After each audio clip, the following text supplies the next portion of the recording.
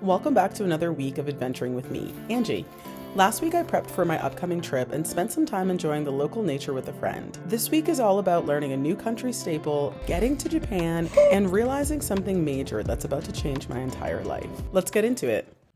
Happy Monday. Oh, I can't believe I slept on the lawn last night. It was so nice. I kicked off the week by calling a plumber. The prior sink just didn't work and I couldn't figure it out. Now we have a new faucet. Oh my gosh, okay. And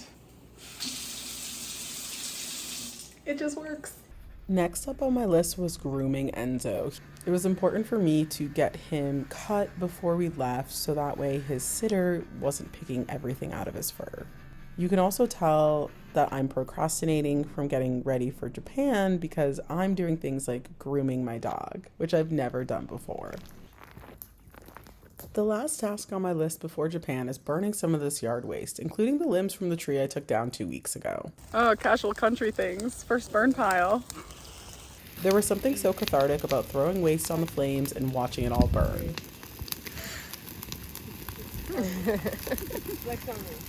So as you can see, I'm covered in filth, sweat, water, ashes. Our burn pile's gone. And we're almost done. At least like the hard work. The time has come. We're going to Japan.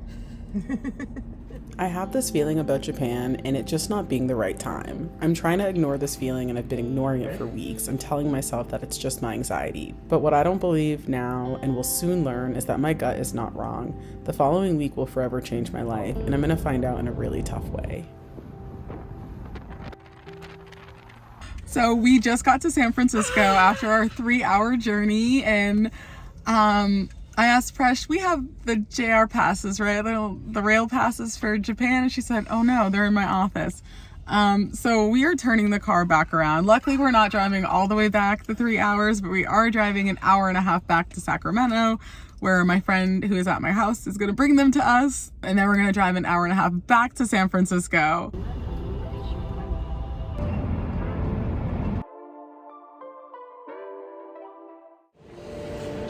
Well, after a ton of travel last night, we made it to the airport. We got to the hotel at like 1 in the morning.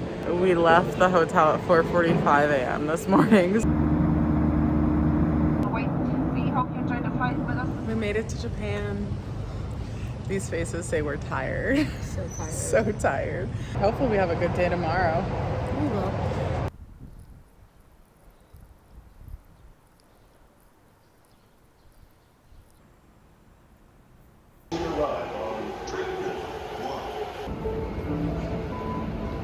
Happy birthday, baby. Thanks.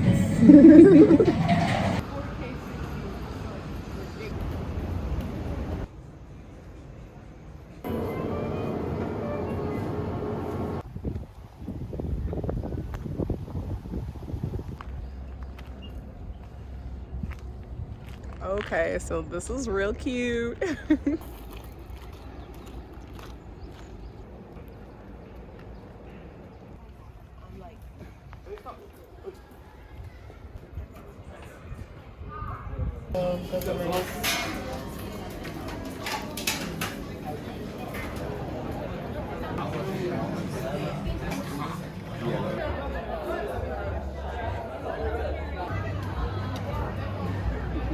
I think it's here.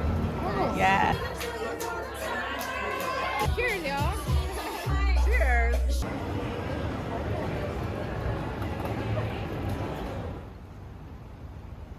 Good morning, good morning. It's Saturday in Tokyo.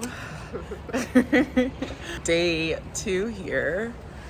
We were out really late last night at all the bars, dancing and meeting people, and it was really fun. We're gonna go to Shibuya, street shopping, street eating, street sightseeing, everything on the street really. This is city day.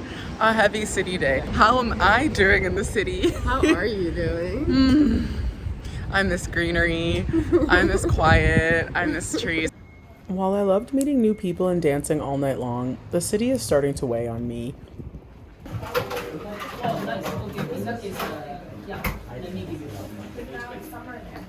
しいことをまだやってないです、コーヒーの数字を今やってるので、たくさん作りたいなってなるとお客さん。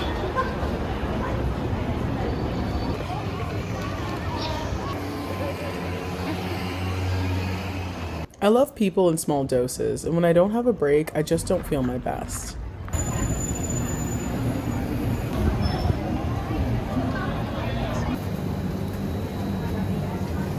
Okay, I ate most of it, but like, come on. So rich, so much dairy.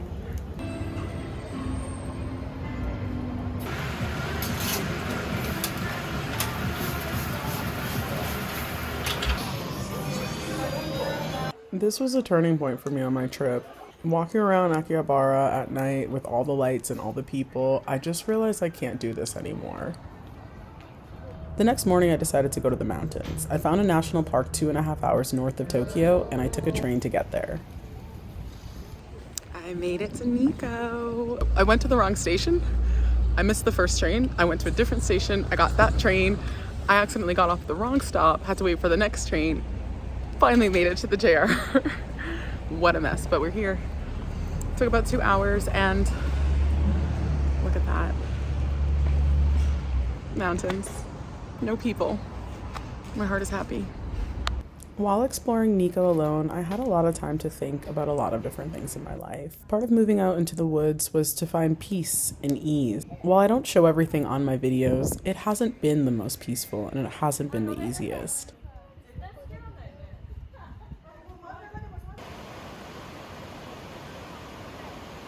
And while I've been in Japan, I knew I wasn't going to have that same peace and quiet, but I was hoping to still have some of that stability and something to rely on. It turns out that on this trip, I'm not the only one going through things, and it's been really difficult for Presh as well. So I'm happy I had this time alone to think, and I'm happy that she had some time to think for herself.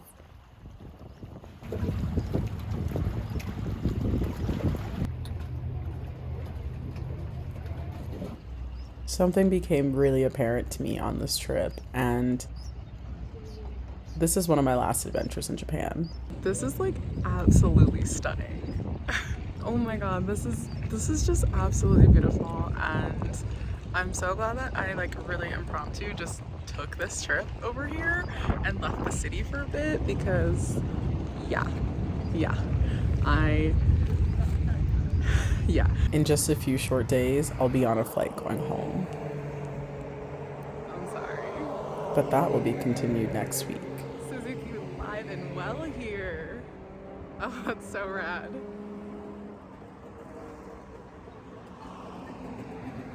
Thank you all for joining me on this week. I know it was a little different than my normal episode, so I hope you can still see me in it and hear some of the things that I'm struggling with and thinking about. If you enjoyed this week, please take a moment to like this video and subscribe to my channel so you don't miss any adventures. Next week is going to be a new world, and I'm excited to share some of it with you, and I'm excited to hold on to some of those pieces that I'm still processing. Until next time.